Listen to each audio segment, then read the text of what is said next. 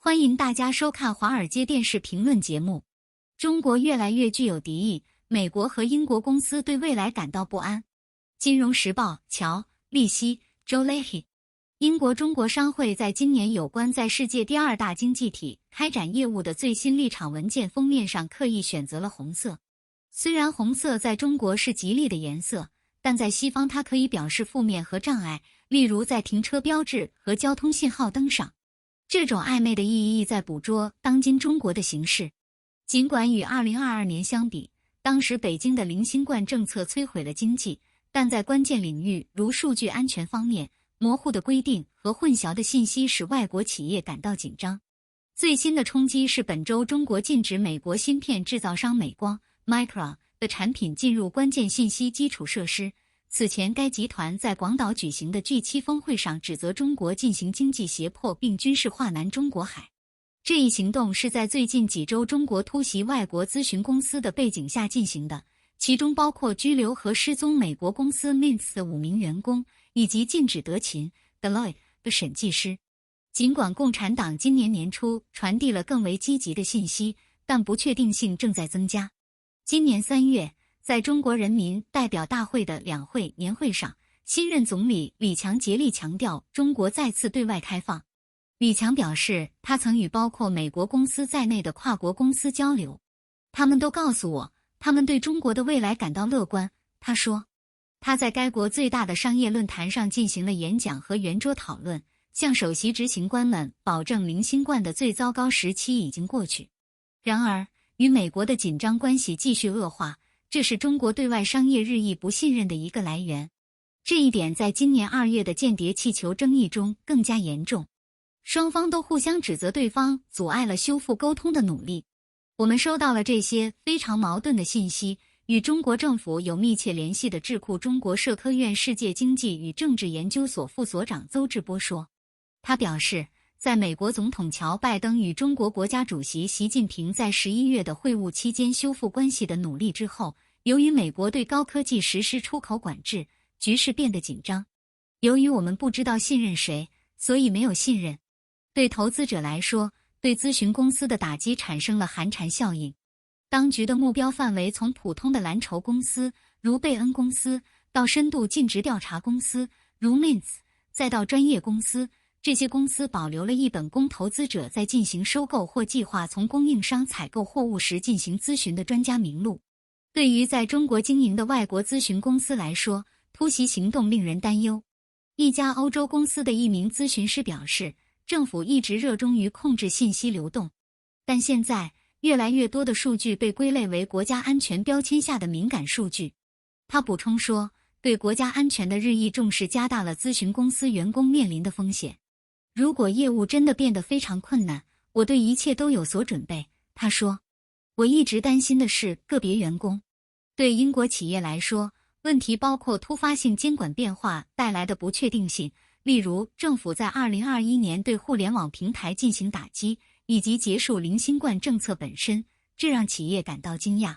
英国商会表示，尽管其成员对中国业务的悲观情绪有所减轻，今年有 76% 的人对与去年年底相比的中国业务持乐观态度，而去年年底有记录以来有 42% 的人持悲观态度，但 70% 的人表示他们采取等待观望的态度。所有这些都导致了中国股票市场表现不佳，并拖累了该国的经济复苏。正如一家美国公司的一名咨询师所说，今天与中国客户合作的每个人都在就风险向他们提供建议，从台湾海峡的冲突危险到如何使数据符合北京不断变化的要求。他说，董事会对此非常着迷，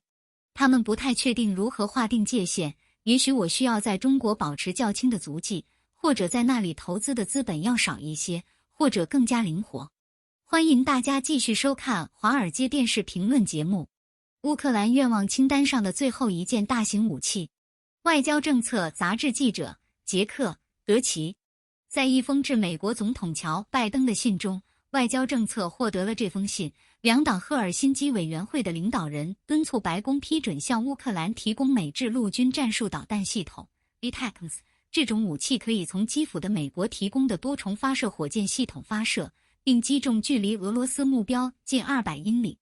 既然决定发送 F-16，现在就是承诺乌克兰全面胜利并提供所需工具的时候了。乔·威尔逊 （Joe Wilson） 和史蒂夫·科恩 （Steve Cohen） 代表的议员在5月25日的信中写道，该信还得到了该委员会成员维多利亚·斯帕茨 （Victoria Sparks） 的签署。几乎每一种乌克兰请求的武器系统在强烈压力下都已交付，让我们不要再等待另一次施压行动来交付 ATACMS。一些国会议员和美国官员认为，向乌克兰提供 ATACMS 导弹可能对将俄罗斯军队、舰船和驻扎在乌克兰占领领土上的基地置于风险之中，具有决定性意义。在乌克兰首次使用去年从美国获得的高机动火箭炮系统 HIMARS 攻击俄罗斯阵线、切断补给线、摧毁指挥所和摧毁武器库后，敌军开始移出射程并全服起来。ATACMS 的射程几乎是 HIMARS 的4倍。这不仅将帮助乌克兰降低或摧毁俄罗斯用来屠杀乌克兰防御者和平民的战争武器，还将迫使俄罗斯部队和供应链远离前线，极大的复杂化维持战斗和继续进行这场种族灭绝战争的能力。议员们写道，越少的供应和武器到达俄罗斯军队，他们持有乌克兰领土和杀害乌克兰人的能力就越低。近几周，俄罗斯对远离前线的民用目标进行了火箭弹袭击。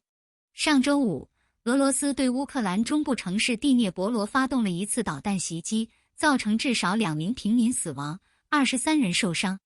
俄罗斯此前在4月底以无人机和导弹轰炸了该市以及另一个中部城市乌曼，并在5月初俄罗斯世界战争胜利纪念日期间袭击了基辅。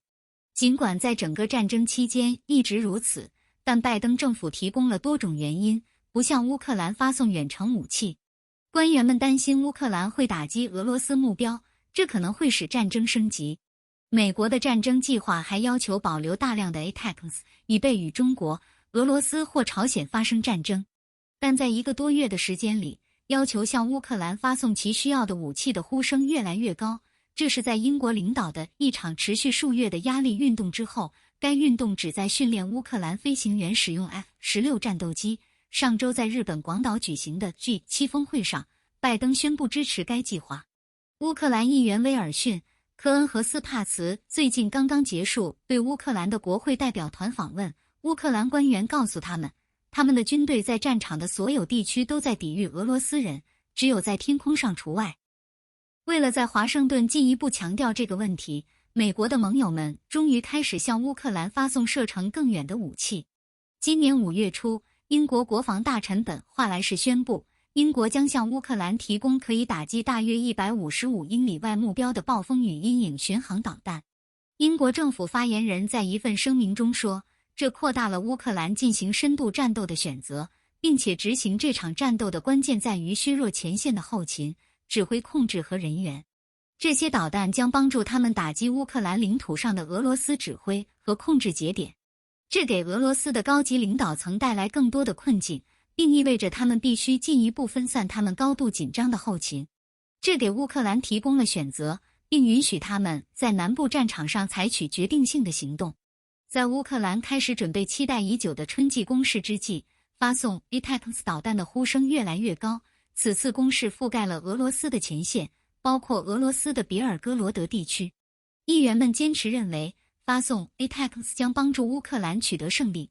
对于我们的国家安全来说，对俄罗斯种族灭绝、入侵的失败，甚至是军事僵局都将是一场灾难。这将保证俄罗斯对乌克兰发动新的攻击，并在欧洲范围内采取更广泛的侵略。他们写道，